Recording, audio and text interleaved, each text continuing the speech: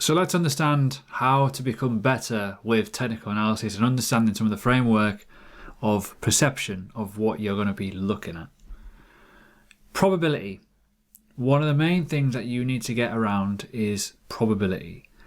This is the thing that I believe is on point with risk management, has been often overlooked in terms of making decision making. This is what gets people in the market at the wrong times because of certain factors, which we will come on to in more detail about the human emotions.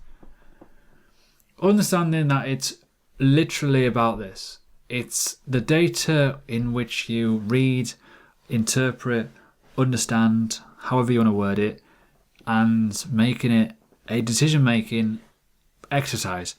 Is the asset that you're buying undervalued? Is the asset you're going to buy go up or down, depending on what way of the market you want to go? All of that matters massively, and I think people forget that. You can make better informed decisions on investments with entry and potential exit points with profit. Removes the emotion out of a lot of things when you're reading just data. The big thing is, and we all laugh and joke, is the FOMO will take over. It does. So does greed. Greed, fear, FOMO, whatever you want to word it as, will take over. And sometimes a plan will go out the window and you're just seeing something just keep on rising or just dropping if you're in the right way of it. Depending on what way of the market you go in, you want to have something that will give you, hold on a minute, I've made enough money here, I need to take some profit off the table. Likewise, if it goes to a certain point, remove the emotion of an entry. When the markets are crashing, you're thinking, oh my God, this is never going to stop. If you've got that, that level input of finding and identifying a place you want to buy, stick with it, because at the end of the day, if it bounces, it bounces. If it doesn't, you've already made a game of probability by waiting for that level. It's a hugely important factor. You can study elements of supply and demand, which can help improve when to be in or out the market.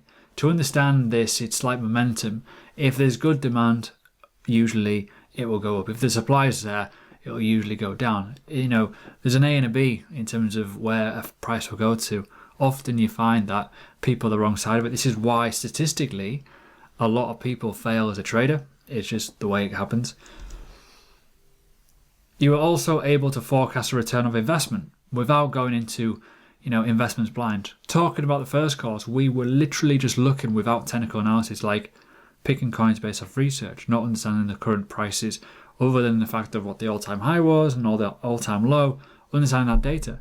But without information of key levels, without information of, how much is it down, what's the structure look like, what's the momentum looking like.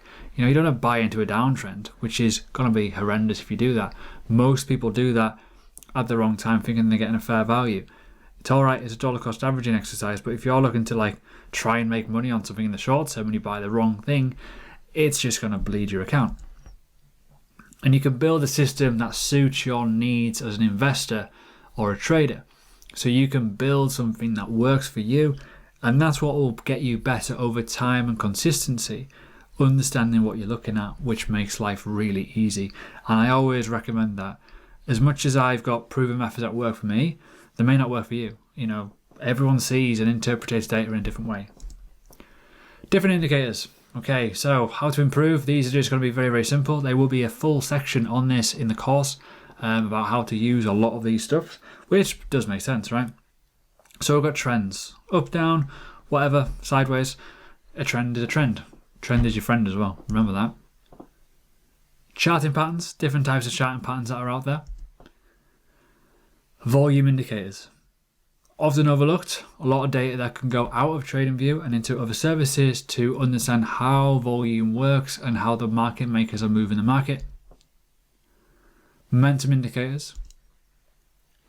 Oscillating data, so lines and graphs and stuff based off a load of different factors. Moving averages, which are relatively straightforward for a beginner. And the one thing, in my opinion, that people should always use is support and resistance, understanding key levels. This will majorly improve how you look at a market.